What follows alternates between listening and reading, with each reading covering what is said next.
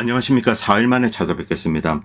3일 동안 비행기 타고 이동하고 바쁜 일이 있어 제가 만들지 못했는데 일상으로 돌아왔기 때문에 오늘부터는 계속 올리도록 하겠습니다.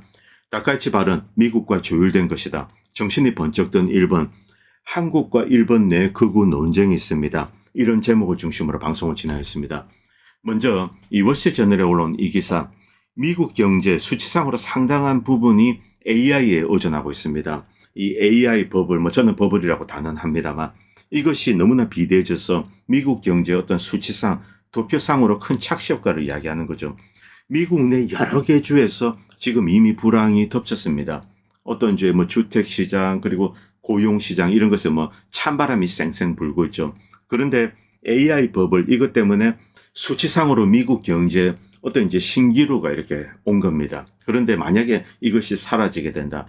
이때 이제 미국 경제가 수치상으로 데미지를 입을 수 있죠. 그 가능성을 월스트리트저널은 기사화해서 올렸습니다. AI에 지나치게 의존하고 있기 때문에 이 경제가 K자형 구조로 갈 수 있다. 이렇게 되면은 이제 양극화가 극단으로 치닫게 됩니다. 중산층이 붕괴되죠. 이것은 전체적인 미국 경제를 약화시킬 수가 있습니다. 제가 그래서 피지컬한 거, 이 제조업 이것을 계속 강조해 왔는데 미국은 오히려 엉뚱하게 더욱더 이제 양분화로 이렇게 나누어지고 있습니다. 농업 그리고 첨단 부문. 자, 이것 가지고는 중국을 꺾을 수가 없습니다. 자, 그리고 온두라스에 대해서 미국이 선거 이슈를 들어서 개입할 의지를 드러내고 있습니다. 미국이 이 멀로 독트린을 본격적으로 꺼내들고 있는데 이것은 자, 지금 남미와 아프리카 세력에 이제 중국과 러시아 이들이 상당히 이제 깊숙이 개입하고 있습니다. 아프리카 같은 경우 이미 손을 쓸 수가 없습니다. 미국이 상당히 많은 실수를 했습니다. 소말리아, 수단, 그리고 리비아, 프랑스, 유럽도 마찬가지입니다만 여기서 지금 미국과 그리고 이제 프랑스 세력 이들은 축출이 되고 있습니다. 중국과 러시아가 대주주로 이렇게 들어앉았습니다. 이 아프리카는 손댈 수 없지만 그런데 남미 이쪽은 미국의 영향권에 이제 가까이 있습니다. 그렇기 때문에 남미는 완전히 접수하겠다 이런 의지를 갖고 있는 것 같습니다. 그래서 온두라스나 이런 나라에 개입을 하고 있죠. 계속 이제 정권 교체 이런 것이 일어날 것 같습니다. 이 남미는 지리적으로 이 중국이나 러시아로부터 상당히 멀리 있습니다. 그리고 미국의 영향력을 다이렉트로 투사를 할 수가 있죠. 그렇기 때문에 미국이 진짜 의지를 갖고 있으면은 할 수는 있습니다만 그런데 심각한 문제가 하나 있습니다. 이 남미 사람들의 어떤 반제국주의적인 성향 그리고 반미 정서입니다. 지금 존 미어샤이미 교수나 더글라스 맥거리가 되는데 여러 방송에서 지금 이 남미 국가의 반미주의가 거의 일상이 되고 있는 거죠. 친미 국가에서도 그렇습니다. 정부는 친미지만 국민들은 이렇게 반미로 동요를 하고 있는 거죠. 이런 문제 때문에 상당히 우려하고 있는데 어쨌든 미국은 남미에 직접적으로 개입할 그럴 의지를 계속 드러내고 있습니다. 베네수엘라도 어떤 형태로든 이제 군사적인 개입을 할 것 같은데 이것도 해도 제대로 해야죠. 만약 어설프게 하면은 또다시 이제 이 쿠바꼴로 이 친미 세력이 완전히 이제 숙청이 될 수가 있습니다. 남아있는 얼마 되지 않는 그들도 이렇게 쫓겨날 수가 있는 거죠. 그리고 메인 이슈는 이제 일본으로 돌아오겠습니다. 일본 국민들의 중국에 대한 인식, 이것은 20년 전, 30년 전에 이렇게 가둬져 있습니다. 한국 역시 좀 그런 측면이 있습니다. 그런데 일본은 아무래도 이제 중국과 거리가 있고, 그리고 자, 일본은 내수 시장이 큽니다. 그렇기 때문에 외국에 대해서 큰 관심은 없습니다. 일본은 여전히 아날로그의 제왕이죠. 우리가 이제 중국이 만들면 구리다. 미국이 만들면은 덩치는 큰데 고장이 잘 날 것 같다. 독일이나 일본이 만들면은 믿을 수 있어. 이런 이미지를 갖고 있습니다. 아날로그의 제왕이죠. 자, 그런데 디지털 분야에서 일본이 이 중국에 처지고 있다. 이런 의식을 지금까지는 하지 못했습니다. 왜냐하면 미국의 IT 산업이 일본을 지배하고 있기 때문에 중국에 대해서 인식을 못했던 거죠. 그런데 이번 사태를 통해서 이제 중국을 다시 보기 시작했습니다. 그런데 여러 분야에서 중국이 일본보다 앞서 있다는 거 이것을 깨달은 거죠. 그래서 이런 이제 우려 섞인 글들을 올리고 있습니다. 일본의 지식층들은 이미 알고 있었습니다. 그런데 이게 이제 일반 대중으로 이렇게 퍼져나가진 않았습니다. 여전히 일본인들은 가난한 중국인 이런 인식만 가지고 있었습니다. 처음에 다카이치 발언이 나왔을 때 미국과 함께라면 중국은 가뿐하게 이길 거야. 이런 생각을 실제 다수 일본인들은 했습니다. 그런데 시간이 지나면서 일본인들은 이제 트윗이나 이런 걸 많이 합니다. 이게 아니네 이런 것을 보기 시작한 거죠. 그리고 이 언론에서도 그 부분에 대해서 이제 좀 다루고 있습니다. 중국이 만만한 적이 아니라는 거죠. 자, 그리고 이 중국이 히토류 카드를 꺼내들 수 없는 이유. 이것은 뭐 제가 지난 방송에도 말씀드렸지만 중국의 히토류가 일본으로 와서 일본에서 첨단 부품으로 가공이 됩니다. 뭐 소니의 광학 센서 이런 것으로 만들어지죠. 그 다음에 중국으로 흘러가서 이 중국의 첨단 제품들에 이렇게 들어가게 됩니다. 그렇기 때문에 미국의 히토류 카드는 꺼내들 수 있지만 일본에 대해서는 이제 히토류 카드를 꺼내들기 힘들다. 제가 방송에서 말씀드렸는데 이 기사에는 그 내용은 이제 언급되고 있지 않습니다. 다만 뭐 중국이 자유무역에 있어서 일본까지 적으로 만들 수는 없다. 이런 식의 변명을 하지만 핵심 이유는 일본 부품에 의존하는 것이 크다는 거죠. 미국 역시 일본 부품에 의존하고 있습니다. 일본 부품 그리고 뭐 센서 이런 게 없으면 F-22 이것은 애초 만들 수도 없죠. 자, 그리고 트럼프 대통령 다카이치 사나이 발언 이것이 뭐 지금 세계의 화제입니다. 그런데 이것이 과연 다카이치 사나이의 혼자만의 생각일까? 저는 그렇지 않다고 생각합니다. 뭐 단언코 그렇지 않다고 생각합니다. 미국과 조율하고 사나이가 이제 이런 발언을 했다. 트럼프 대통령은 시진핑과 통화를 나누었습니다. 여기서 뭐 여러 가지 이야기를 했는데 일본이나 대만 관련된 내용은 쏙 빼버렸습니다. 그리고 이제 트위터 이런 걸만 올렸습니다. 일단 이것은 뭐 미국의 국민들 내수용입니다. 여기서는 이제 미중 문제, 직접적인 문제만 다루고 있죠. 그런데 핵심 이슈는 바로 이제 대만 관련된 겁니다. 왜냐하면 시진핑이 통화를 주도했기 때문에 그렇습니다. 그리고 대부분의 시간이 이 부분에 할애가 되어 있죠.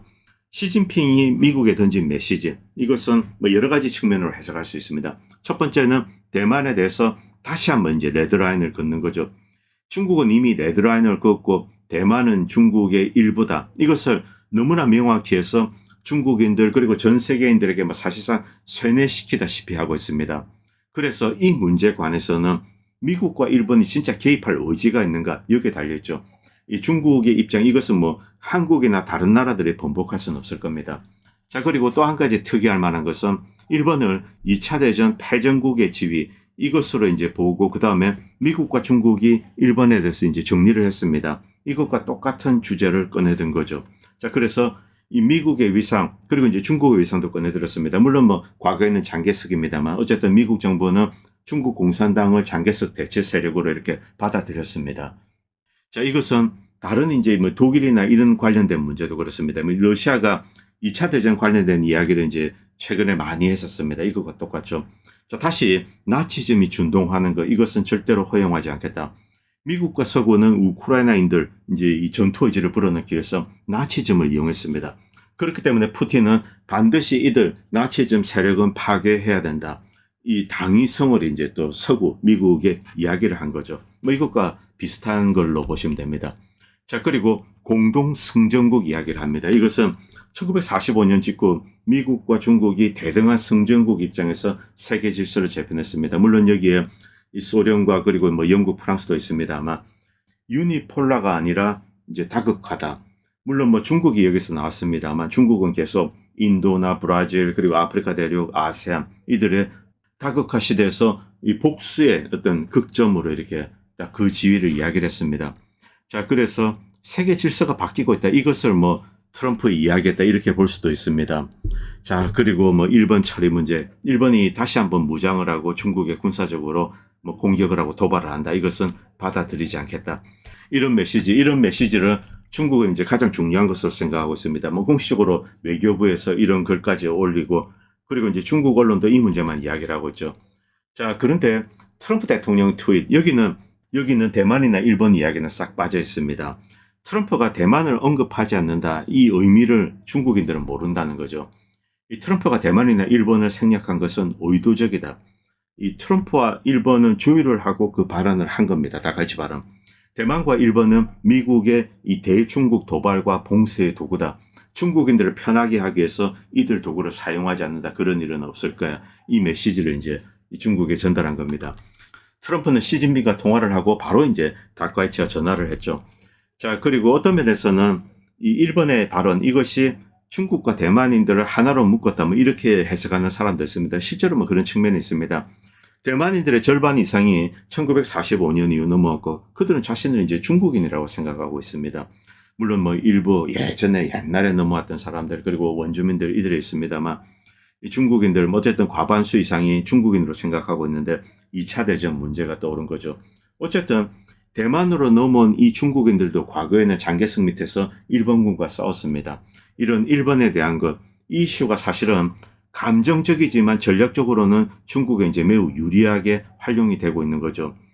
자, 그리고 고이즈미 신지로는 일본 내에서 양측에서 공격을 받고 있습니다.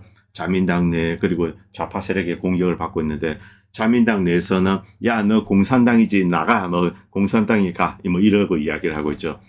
최근에 이제 뭐 이 섬 이오쿤인가요? 여기에 이 타이푼 미사일 발사대를 배치한다. 이건 뭐 대만에 아주 가까이 있습니다. 중국은 여기에 대해서 매우 심각하게 생각하고 있죠. 실제로 심각한 문제입니다. 이 미국이 러시아, 중국에 대해서 이제 군사적으로 견제하는 거, 이제 남은 카드가 없습니다. 재래식 군사력으로는 견제를 할 수가 없습니다.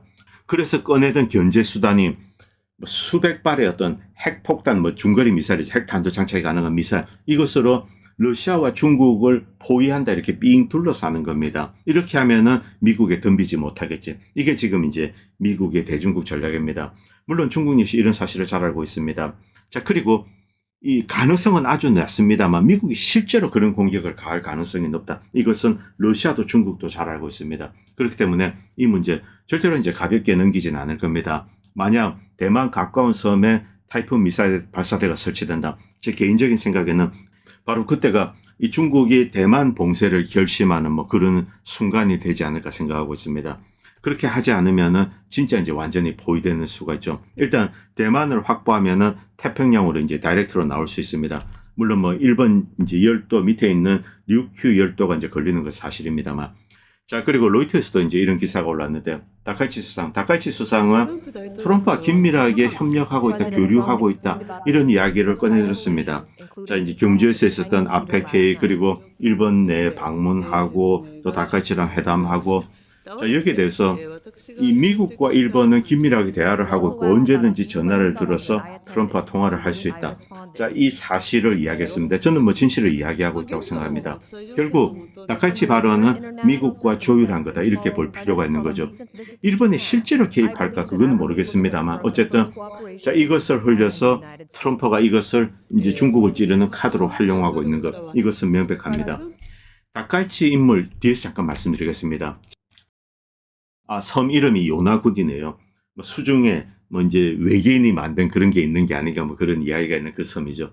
어쨌든 중거리 미사일 배치, 여기에 대해서 이 중국은 이런 영상을 올렸습니다. 뭐 중국 입장에서는 이제 분명히 매우 심각한 도발이면 틀림이 없습니다. 미국은 수백 발로 이제 중국을 이제 핵폭탄으로 이렇게 포위를 하는 겁니다. 핵미사일. 여기에 대해서 뭐 중국은 이런 방식으로 대응할 거다. 미사일 전력 분명히 중국이 일본보다 우위에 있습니다.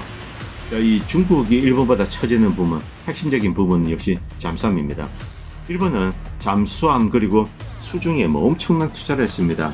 그래서 뭐 곳곳에 부위가 있죠. 이런 내용은 영화에도 가끔 나오는데, 이 해군 관련돼서 어떤 제한전이 터지게 된다. 이 경우는 물론 이제 중국과 한번 싸워볼 수는 있습니다. 그런데 국가 대 국가 전쟁이 터지게 되는데 이제 국가적으로 진짜 큰 전쟁을 하게 되는 겁니다. 이 가능성은 상당히 낮지만 이 경우는 뭐 일본이 중국에 패한다고 볼 수 있죠. 미사일 전력이 뭐 워낙 처지고, 그 다음에 생산량 중국이 압도하고 있습니다. 뭐 이런 내용들 좀 올라오고 있는데, 자, 이 문제, 군사적인 문제는 제가 별도로 모아서 내일 올리도록 하겠습니다. 그리고 중국 인민해방군이 미사일 부대가 이렇게 이제 일본 곳곳을 타격하고 주요 인프라를 파괴한다, 이런 내용들 잘 나오고 있죠. 과거에는 이런 내용에 대해서 이제 사람들은 회의적이었습니다. 뭐 실제 정확하게 맞을까?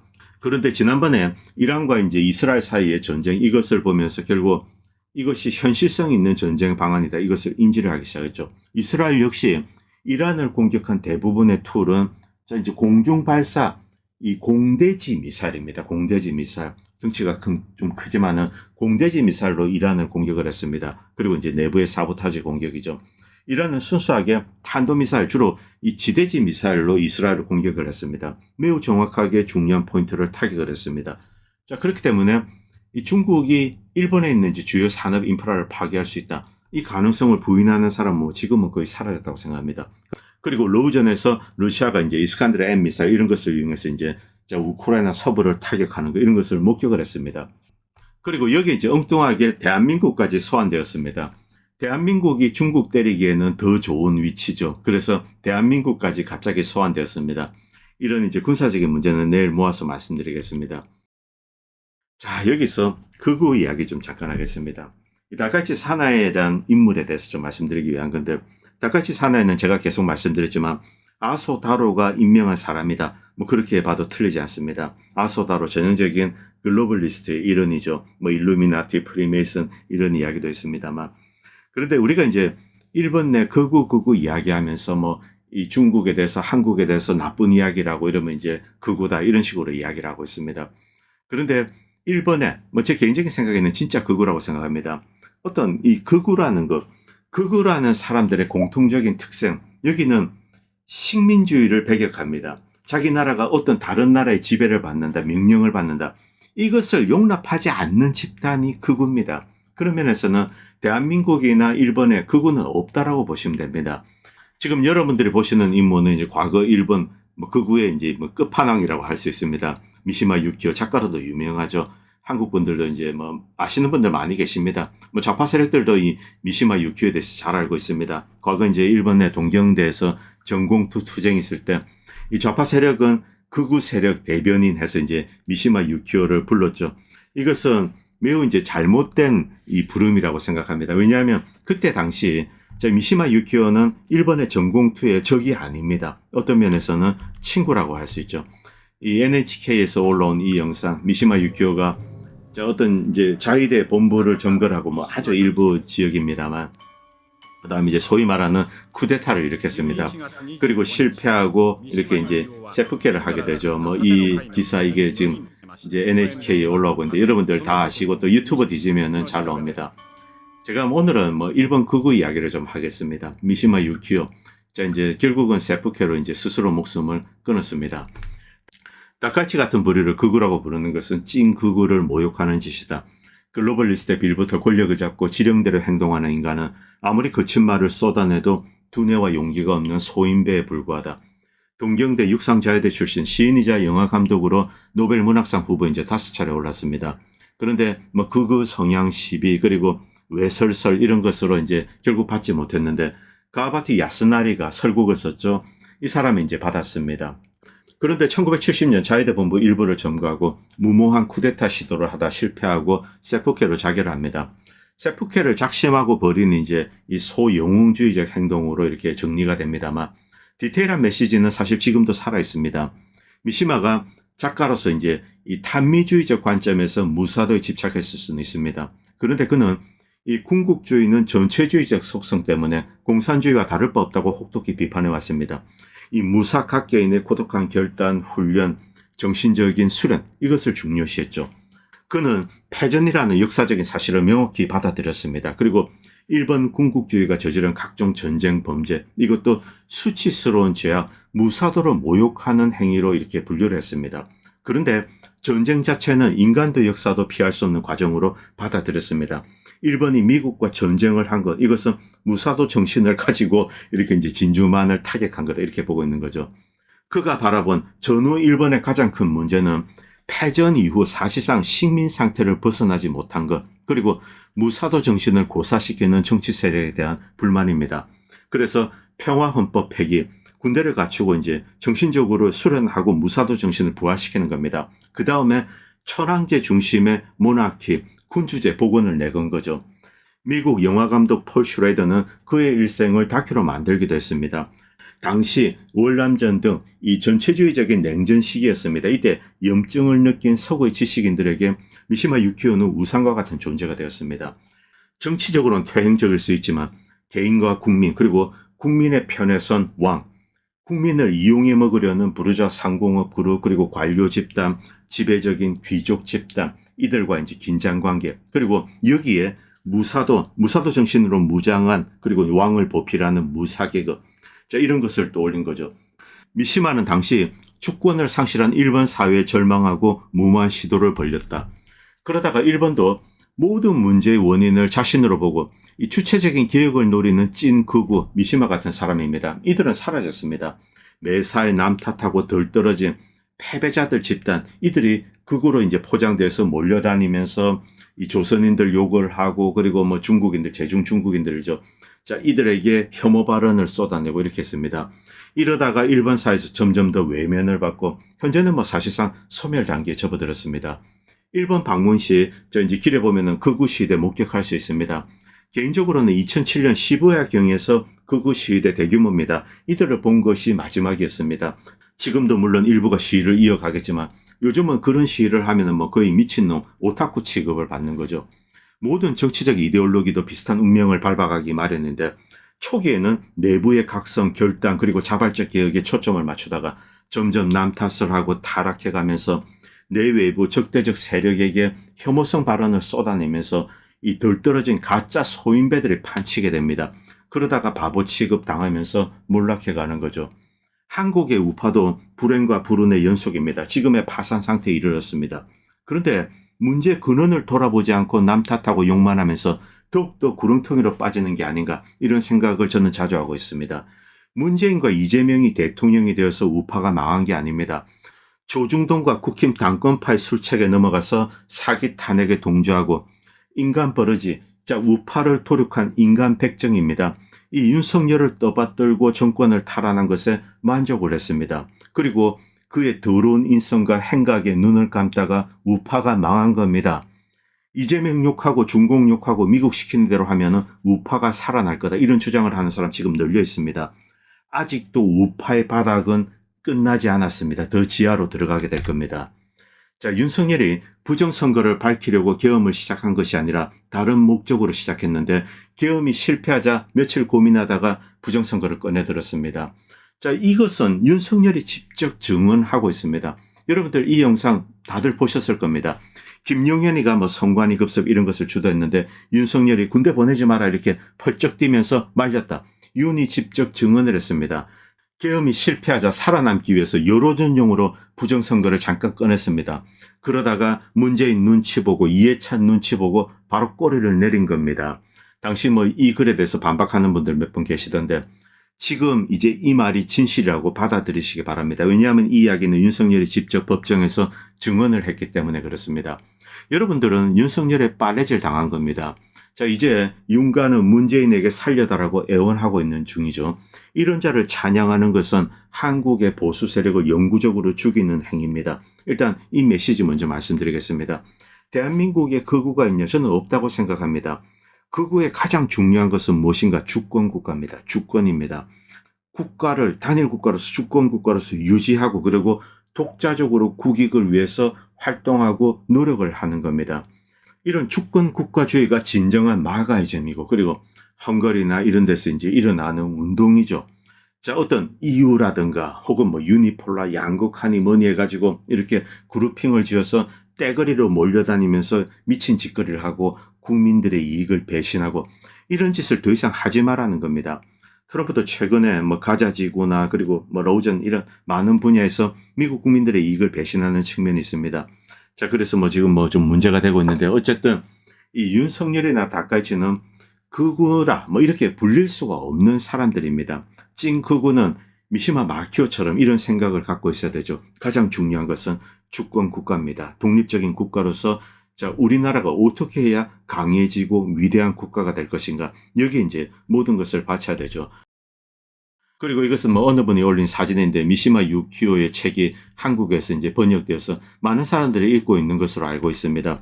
여기에 뭐 한가발 한동훈이까지 이 책을 읽고 또 언급을 했다. 좀 웃기는 이야기인데. 자, 그리고 뭐 이런 글도 썼는데 최근에 미요샤미 교수가 일본이 무너지고 있다 이런 주장을 했습니다. 일본이 지정학적인 게임을 멀리하고 독자적인 플레이어로서 이제 생각을 하지 않았다는 겁니다. 그냥 미국에 어태치드 된 상태로 경제와 교육만으로 국가적인 성장과 발전을 이룰 수 있다. 이런 태도를 유지해왔죠.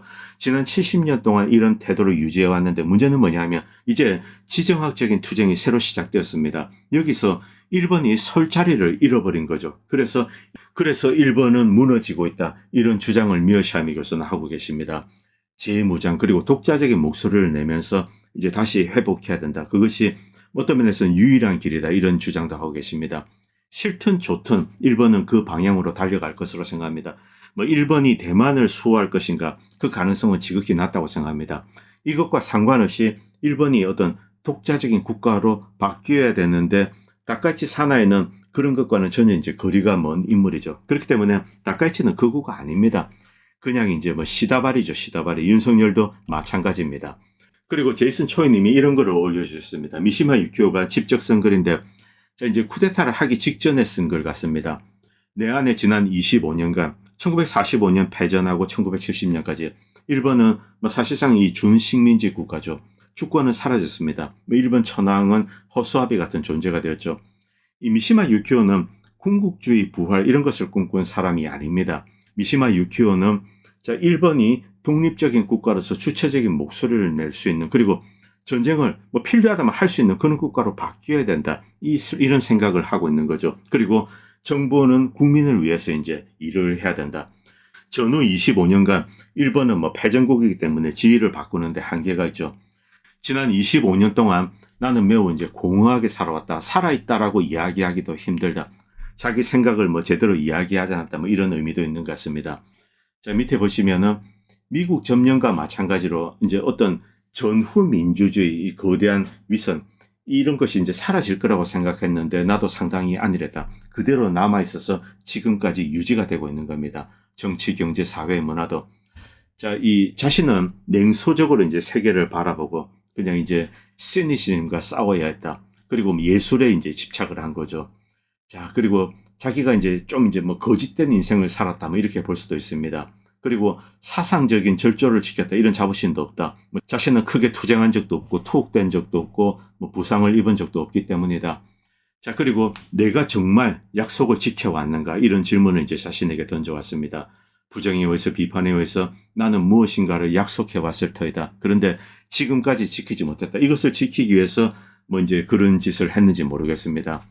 그리고 전후 민주주의 시대 25년간을 부정하면서 냉소적으로 바라보면서 이제 유유히 살아왔습니다. 이것이 나의 마음에 이제 상처가 되었다. 어떤 면에서는 강교하고 이제 기회주의적으로 25년 동안 살아온 것이 아닌가 이런 생각도 하고 있습니다. 자, 이런 글을 쓰고 있는데 어쨌든 미시마 유키오가 매우 큰 절망에 빠져 있었다는 것, 이것은 부인할 수가 없습니다. 일본의 미래에 대해서 희망을 가질 수 없다. 이대로 간다면 일본은 없어지는 게 아닌가 이런 느낌을 날이 갈수록 깊게 받고 있다. 일본은 없어지고 그 대신 무기적이고 공허하며 중립적이고 중간세계, 무책임하고 빈틈이 없는 어떤 경제 대국이 자, 극동 한 구석에 남게 될 거다. 자, 이것은 1970년에 쓴 글이죠. 25년이 지나서 다시 한번 일본을 바라보시기 바랍니다. 일본은 무기적이고 공허한 국가입니다. 자, 지금 일본을 주도하고 있는 정치 세력들, 이들은 극우라고 이제 불릴 수 있는 사람이 아니죠. 사실은 대한민국에도 사실 극우는 없습니다. 어쨌든 이런 상황인데 무엇이 크게 바뀔 것인가? 저는 어쨌든 일본이나 한국 마찬가지입니다. 전 세계가 어떤 방향으로 달려가고 있는데 다극화로 달려가고 있다고 생각합니다. 여기서 가장 중요한 것은 주체성입니다. 그리고 자율성이죠. 주권 국가입니다. 자, 그 다음에 이것을 만약에 이제 버리게 된다. 그리고 누가 시키는 대로 하게 된다. 물론 리딩하는 세력이 선한 의지를 갖고 진정으로 선을 위해서 움직이는 공동체, 이것을 만들겠다. 이런 의지를 가지고 있다. 그 경우 한국에 이제 긍정적으로 작용할 수 있습니다. 그런데 유감스럽게도 그런 의지는 제 눈에는 보이지 않습니다. 만약에 한국이나 일본 이런 나라들이 누군가 시키는 대로 행동을 하게 된다. 무비판적으로. 그때 우크라이나 꼴이 날 수가 있습니다. 우크라이나 꼴. 결국 나라는 없어질 수가 있는 거죠. 그리고 수많은 대한민국의 젊은이들도 이제 무지개 다리 건너갈 수가 있습니다. 이 넷플릭스로 다운받아서 이제 비행기 안에서 몰아봤습니다. 상당히 재밌더군요. 이 그 사감이. 저는 타코야키 게임이라 부르는데 오징어 게임과 비슷하죠. 그런데 무차별적 대량 살상, 이 무의미한 어떤 폭력, 이런 폭력, 허무주의로 가득합니다. 그런데 어떤 의지를 가지고 넷플릭스는 이런 폭력의 종합 세트를 아시아권 국가를 배경으로 연속해서 이제 만들어서 올리는가? 자, 뜬금없이 일본이 중국과 한판할 것처럼 떠드는 이유가 뭔가? 대만을 무대로 미국과 중국이 붙는다면 원정전입니다. 속성상 10대1 정도의 전비가 됩니다. 미국이 재정적으로 출혈하게 되죠. 장기전 불가능합니다. 일단 무기로 싸우는 거 이것은 빼겠습니다. 그런데 만약 일본이 가세해서 자, 이 경우 중국이 1을 쓰는데 미국과 일본은 3을 씁니다. 이 정도면은 전쟁 자체는 한번 해볼 수 있을 겁니다. 승패는 제가 일단 배제하겠습니다. 전쟁에서 주변국 그리고 대리군이 중요한 것은 바로 이 이유 때문입니다. 미국이 베네수엘라를 접수한다. 그런데 이때 만약 콜롬비아가 돕는다. 이때는 아주 상당히 수월해집니다. 콜롬비아 가스에서 협공을 합니다. 저렴하게 싸게 막을 수 있습니다. 그런데 콜롬비아, 브라질 지금 결사 반대하고 있습니다. 폭격으로 마두로는 제거할 수 있습니다. 그 다음에 정권 전복이 가능한가? 불가능하다는 거죠. 여기에 문제가 있습니다. 자, 그래서 전쟁에서 주변국이 중요한데 아무도 예상치 못한 상황에서 다카이치가 갑자기 등장했습니다. 그래서 대만을 두고 이제 진짜 전쟁을 할 수 있다 뭐 이런 생각도 좀 드는데 어쨌든 이 전쟁 관련된 거 이것은 모아서 내일 올리도록 하겠습니다. 오늘 방송은 여기까지 하도록 하겠습니다. 그리고 방송을 보시고 도움이 된다고 생각하시는 분들은 다양한 방식으로 후원을 해주시면 보다 좋은 방송을 만드는 데 큰 도움이 될 것 같습니다. 감사합니다. 본 채널은 시청자님들의 후원으로 유지됩니다. 여러분의 도움은 작은 미디어에 큰 도움이 됩니다. 감사합니다.